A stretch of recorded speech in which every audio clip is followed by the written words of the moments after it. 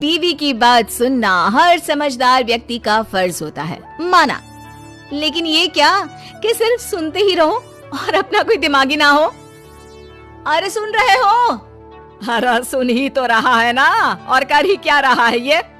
सुन रहे हो? ऐसे बोलती है जैसे मेरा लड़का बहरा हो। हाँ हाँ बस करिए अब। बहरा ही तो है आपका लड़का।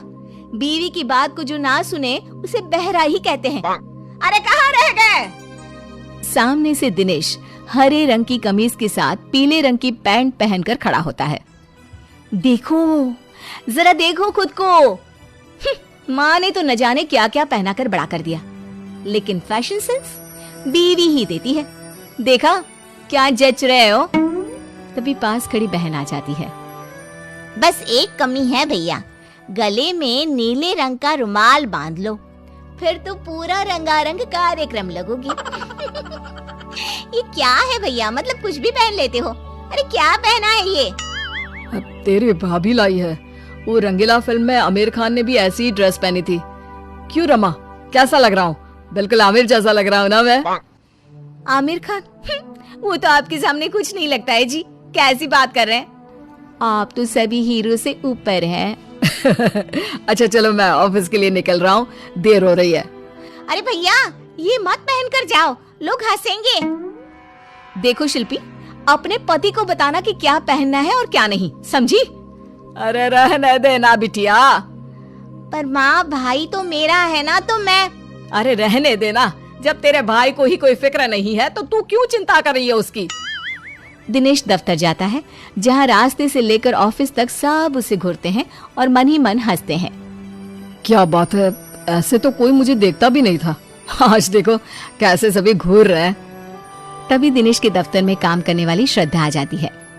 क्या बात है दिनेश जी, लग रहा है जैसे कोई हीरो ऑफिस में आ गया हो। अच्छा, मतलब आपको भी पसंद आया?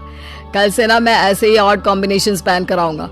आपको तो पता ही है कि मेरी नई नई शादी हुई है। तभी दूसरा बोल पड़ता है। ओहो, मतलब पसंद भाभी जी की है। वैसे दिनेश जी, बीवी की इतनी भी बात नहीं माननी चाहिए। जलन हो रही है आपको? श्रद्धा जी ने मेरी तारीफ कर दी तो हैं? कोई बात नहीं, जलिए जलिए। पति घर आता है, जहाँ बीवी उसका इंतजार कर रही होती है।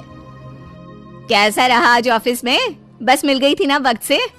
अरे आज तो कमाल ही हो गया। अरे दूर से ही बस मुझे देख कर रुक गई। मैंने तो हाथ भी नहीं दिया था, और फिर क्या, सभी मुझे देख रहे थे। मैं तो आज ऐसा फील कर रहा था जैसे कोई हीरो। देखा, मेरे कहने पर चलोगे तो राज करोगे पूरी दुनिया में। बेटा खाना लग गया है, चल कपड़े चेंज करके आ जा।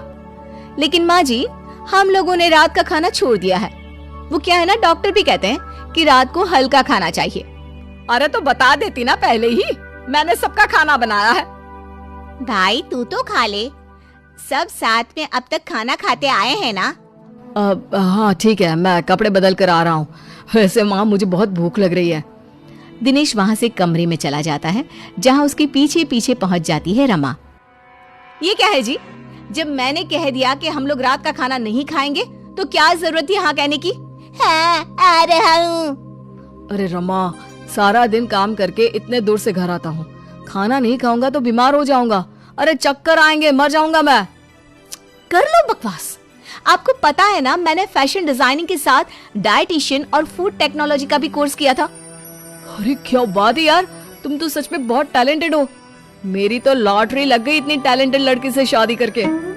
हाँ लेकिन उसकी मानोगे तब ना। अरे रात का खाना पेट में रह जाता है, वो पचता नहीं है, इसलिए रात में खाना नहीं खाना चाहिए। अच्छा तो मैं मना कर देता हूँ। बात तो सही है, रात को तो बस सोना ही है। मैं अभी माँ को मना करके आता हूँ। दिनेश बाहर जाता है और माँ से खाने को मना कर देता है। देख बेटा, ठीक है कि बीवी की बात माननी चाहिए, लेकिन माँ की भी बात सुन ले। हल्का खाना है ना, तो तू ये एक कटोरी दाल और एक कटोरी ये हरी सब्जी खा ले, ठीक है? ठीक है माँ, ऐसा करता हूँ। बस भूख तो लगी रही है, पर माँ बताना नहीं, रमा को बुरा लग जाएगा। बस एक शर्त कि तुम रोज ऐसे ही खा कर जाओगे, अच्छा ठीक है, मैं रोज ना सिर्फ दाल और सब्जी खाऊंगा। दिनेश खाकर कमरे में जाता है जहाँ रमा इधर उधर घूम रही होती है। अरे क्या हो गया मेरी डॉक्टर साहिबा को? कुछ नहीं, बस वॉक कर रही थी। रमा को भूख लग रही होती है लेकिन वो करे क्या, कैसे कहे कि चलो दिनेश खाना खा लेते हैं। वहीं दिनेश मन ही मन माँ और बहन का शुक्रिया अदा करता है। दोनों सो जाते हैं लेकिन आधी रात को। हाय क्या करूं, भूख के मारे नींद ही नहीं आ रही। चलकर देखती हूँ क्या क्या रखा है। रमा किचन में जाती है लेकिन बाहर ताला लगा होता है। हे भगवान, किचन में ताला कौन लगाता है? पानी पीकर ही सो जाती हूँ। अगले रोज जब सब नाश्ते के लिए बैठे होते हैं तो रमा, पूड़ी, एक और पूड़ी। भाभी इतना भी तला नहीं खाना चाहिए, आप तो डाइटिशियन है ना। हाँ रमा, मैंने भी मेरी सहेली मैगजीन में पढ़ा था कि ज्यादा तला खाने से फेस पर पिंपल्स निकल आते हैं। अरे बस बहू, अब नहीं, 2 से ज्यादा बिल्कुल भी नहीं। अरे कल को तेरा फेस पिंपल से भर गया तो मैं कहाँ इलाज करवाऊंगी? रमा जैसे तैसे आधा पेट खाना खाकर कमरे में चली जाती है और फिर होती है रात। माँ ला, जल्दी से दाल और सब्जी दे दे। हाँ हाँ लेकिन बेटा बहू, अरे माँ वो डाइटिशियन है ना, उसकी आदत है भूखे रहने की, लेकिन मुझे तो तूने हमेशा खिला पिला कर पाला है। चल माँ, अब मैं चला अपने कमरे में। वहीं रमा एक बार फिर भूखी रह जाती है। दिनेश, वो तुम रात में खाना नहीं खाते हो तो तुम्हें कोई प्रॉब्लम तो नहीं हो रही है ना? दिनेश, जिसका पेट उसकी माँ के खाने से पहले से ही भरा हुआ था। नहीं तो मेरे लिए मेरी बीवी का आदेश सराखों पर।